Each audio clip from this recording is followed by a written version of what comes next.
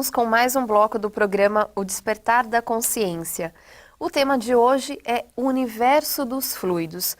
Mas antes de continuarmos esse tema, que o Sebastião vai explicar para a gente mais detalhadamente, Sebastião, para quem está em casa nos assistindo e quer adquirir essa camiseta que nós estamos vestindo, qual é o passo a passo para a pessoa vestir a camisa deste programa? Seria ligar para 0 operadora 11 2455 8138.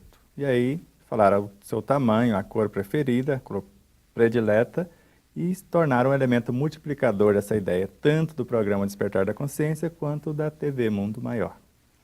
Ok. Sebastião, voltando ao assunto anterior, fluidos. O senhor explicava sobre fluidos e energia.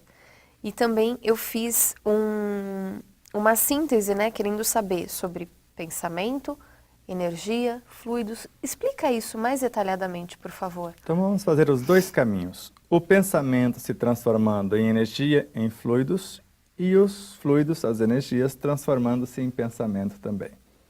Então, quando eu quero restabelecer a ordem no meu universo biológico, eu vou precisar, no mínimo, da bioenergia para gerar novas possibilidades, para nutrir as minhas células, para revitalizar o meu universo físico.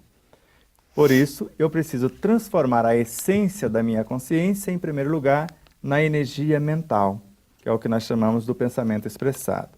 Esse pensamento vai transformar-se em fluidos, a bioenergia.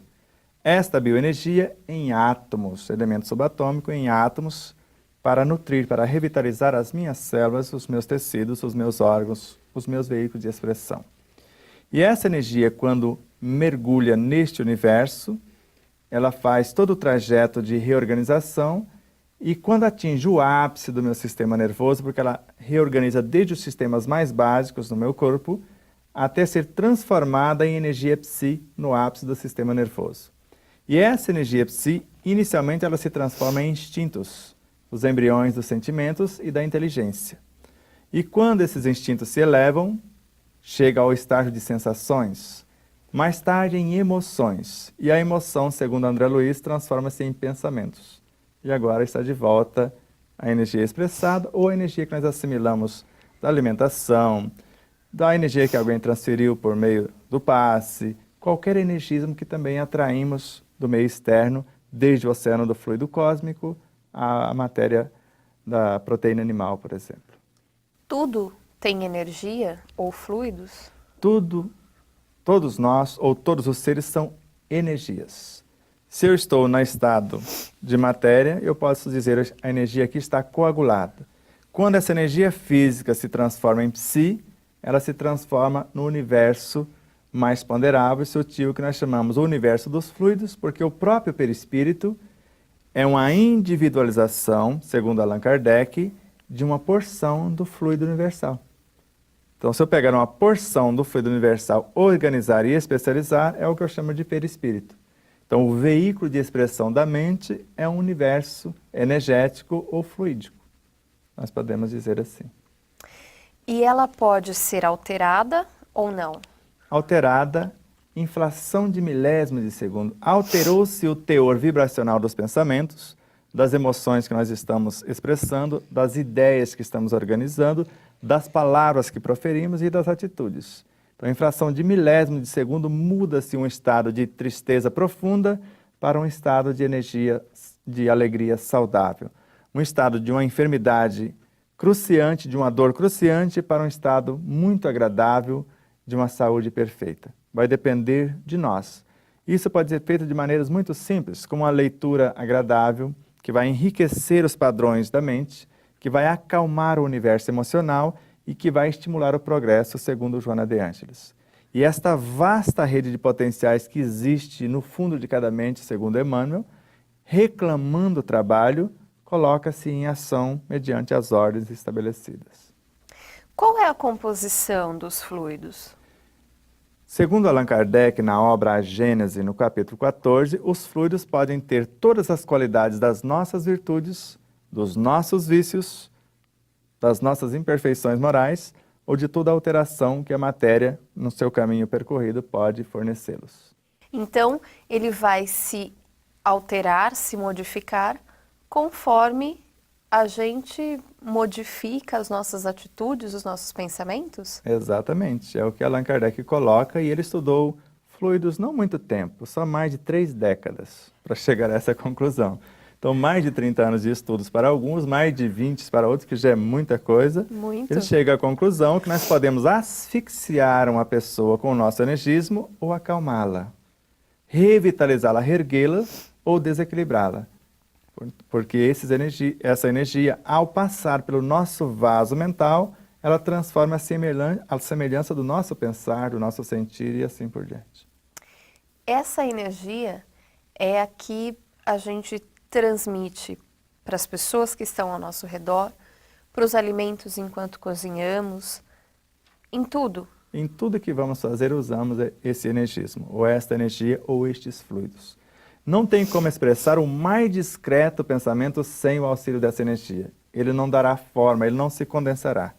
Porque para que ele se condense, é preciso ter alguém para que ele possa orientar. Porque ele vai ser adensado e ele já foi átomo. Então ele não pode mais ser um simples átomo. Ele vai ser a consciência organizadora de partículas menores que vão transformar-se em átomos, princípios inteligentes que nunca foram átomos. Então ele já traz uma estrutura organizadora de elementos menores. Para que ele se transforme em hormônios, para expressar-se como mensageiros químicos em nosso universo psicofísico, ou elementos psicoeletroquímicos, eles precisam de roupagens para reencarnar. Então esses elementos menores, que estão em torno, estão na natureza como um todo, eles vão ser convidados a formar essa camada vibracional onde esses pequenos seres vão embarcar, como se fossem espaçonaves para viajar para o universo das formas, assim, se assim podemos dizer. Quando um ser humano está no processo evolutivo de reforma íntima, ela está se modificando, se autoconhecendo para corrigir as falhas e se melhorar como pessoa, como ser humano. Nesse processo de mudança, qual é o primeiro passo a ser mudado? A energia, o pensamento? Qual seria o melhor caminho para ela atingir uma mudança perfeita? Eu ficaria com a receita de Edgar Cayce, um médico, um cientista, um estudioso da época de Kardec, um pouco após, 1888. Ele informava nessa época que, a partir desses estudos, que antes da forma, a função. Para que eu quero modificar o meu universo? Antes da função, a ideia. Eu preciso entender o que eu quero e construir, por meio dessa ideia, em elaboração, o que eu quero manifestar. Antes da ideia, a vontade, porque a vontade é a alavanca que vai acionar todos os nossos potenciais. E eu completaria o pensamento dele com mais 2 quesitos. Antes da vontade, a coragem, porque é preciso ter coragem para fazer certas mudanças. E antes da coragem, o saber, porque sem esse saber, nós não saímos do lugar. Que eu posso desejar coisas belíssimas. Eu desejo fazer o mais belo bolo, mas eu sei pelo menos da receita? Eu sei como manipular, os ingredientes, como adensá-los, etc. Então, quanto mais eu souber a respeito daquilo que desejo me tornar ou se transformar, mais fácil ficará.